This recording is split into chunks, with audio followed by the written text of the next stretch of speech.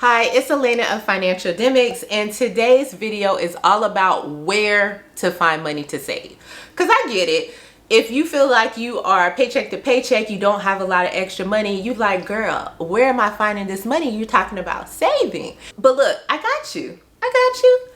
I'm going to tell you several different ways you can find money to save and even drop an app or two that'll help you save without you thinking about it. So the first place I always want you to look to find money to save is in your budget.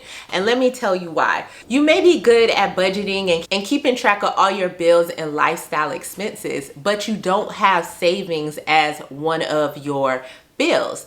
And I truly believe that it should be a bill in your budget because you should always pay yourself first. Think of yourself as a bill because guess what? You're working all week and then you giving your money to that man or whoever. But you also need to be giving money to yourself. So the first thing I want you to do is look at your expenses, see if you normally have extra money set aside, and then create a line item and put it first. Put it first because you're going to pay yourself first. And say, I'm going to save this much every time I get paid. And then make sure that happens.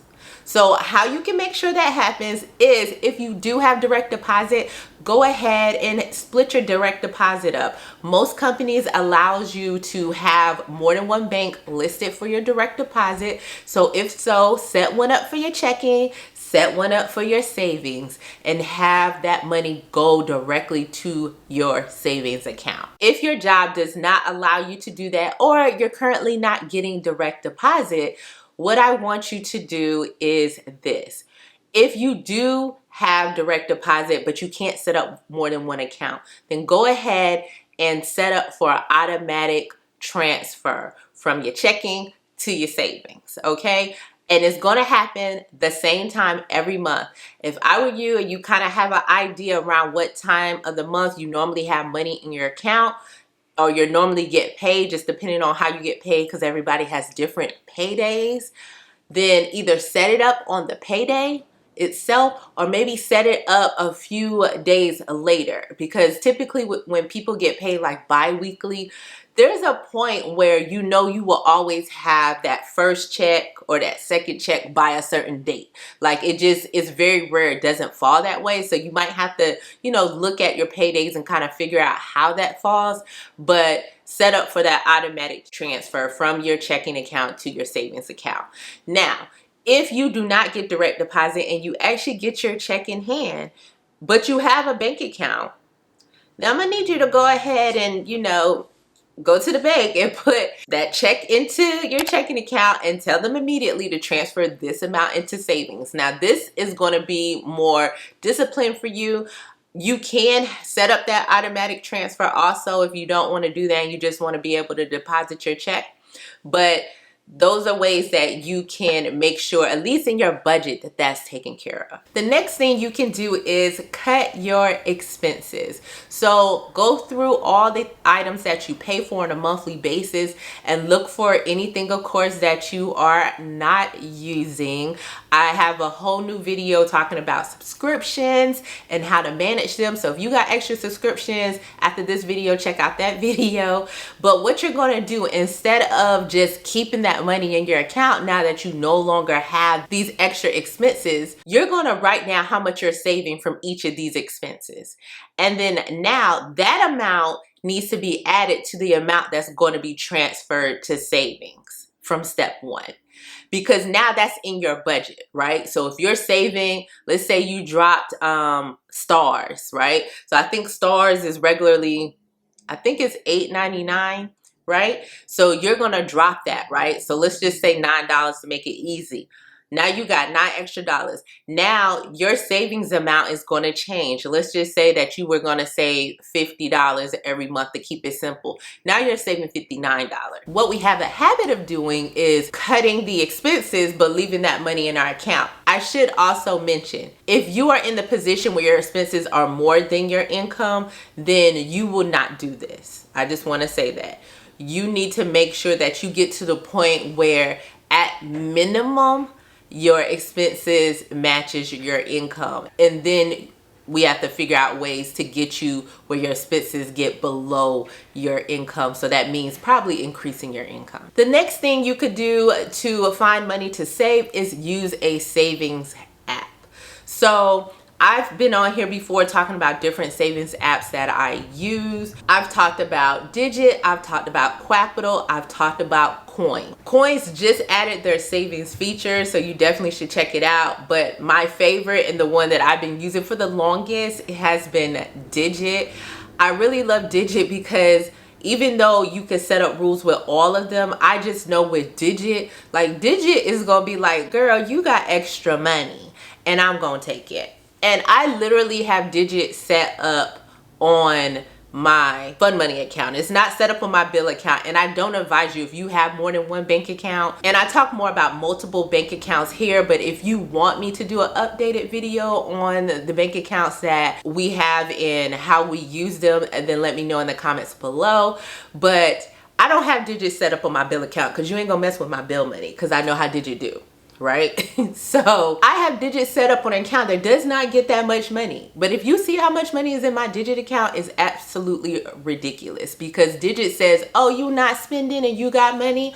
Okay, zoop, I'm going to take that. Zoop, I'm going to take this. But I appreciate it, because a lot of times I'm just using that account just to swipe for random stuff. And it's my personal money, my personal spending money. Digit is putting money to the side for me that at least if I need it, I'm happy that it's there and it's not money that I'm just using for whatever. The other apps do something similar, but they have like other rules. Like definitely on Qapital, I had it on a roundup. So if I swipe my card for $1.45, then 55 cents is gonna go into my Qapital account. So you have those options too, and Digit has that option also. But Digit is really looking at how I spend and taking money, because I looked in there recently and the mugs took a cool 20 bucks. But that's okay, because what was I doing with that 20? Nonsense. You can also do different savings challenges. So this is more active, but it is going to keep it at top of mind for you, right? So there's so many different savings challenges out there, like the 100 envelope challenge. I think I've seen a 50 envelope challenge, the $5 challenge, the last number in your bank account challenge, or just to say like every time I have, you know, an extra this, I'm going to put this towards my savings. There's just literally so many savings challenges that are out there. So you can use a savings challenge to help you do it. And normally when savings is at the top of your mind, you are more mindful of how you're spending your money, and you can put that money to the side in order to save. I've seen so many people save money based off of doing like, I'm gonna save $10,000 in 26 weeks, or I'm gonna save $10,000 in 100 days, or all of these different challenges that are out there. So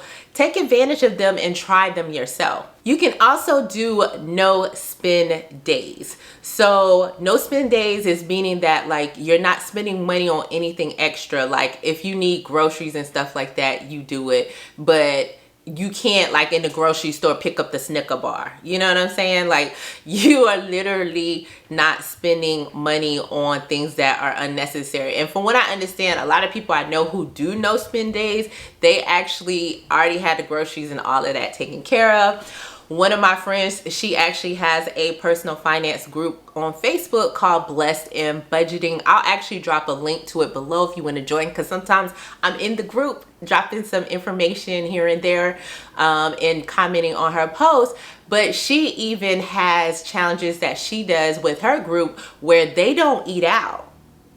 So they won't eat out for like a week or two, like not lunch, not dinner, or anything like that. And then they'll use that money they saved from not eating out and they'll put it towards whatever financial goal that they want to reach. So that's another thing that you can do, because I think they really have a good time doing it.